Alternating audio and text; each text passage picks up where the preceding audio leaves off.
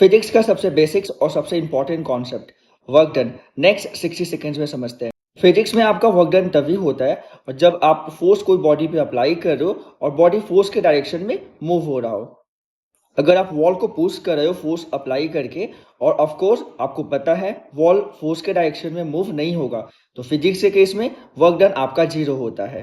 Physics को अच्छे से समझने के लिए आप वर्क को 3 टाइप्स में क्लासिफाई कर सकते हो। एक आपका पॉजिटिव, दूसरा नेगेटिव और तीसरा जीरो वर्क। पॉजिटिव वर्क जब आपका फोर्स और डिस्प्लेसमेंट सेम डायरेक्शन में हो, जैसे कि टॉय कार को पुल करना, उस केसेस में फोर्स और डिस्प्लेसमेंट दोनों सेम ही डायरेक्शन में होता है, जिसके वजह से एंगल आपका 0 डिग्री होता है और वर्क आपका पॉजिटिव होता है। नेगेटिव वर्क डन तभी होगा जब आपका फोर्स और डिस्प्लेसमेंट दोनों अपोजिट डायरेक्शन में हो, तो उस केसेस में एंगल आपका 180 डिग्री होगा और उसके वजह से आपका वर्क नेगेटिव होगा।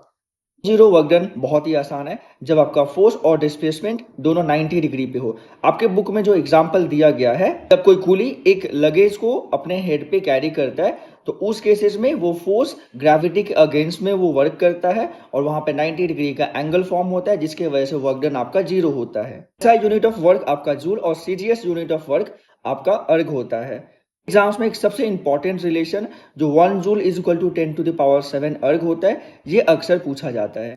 एक क्वेश्चन आपके लिए, अगर आपका डिस्प्लेसमेंट 0 है तो वर्क डन क्या होगा? आप अपना आंसर हमें कमेंट सेक्शन में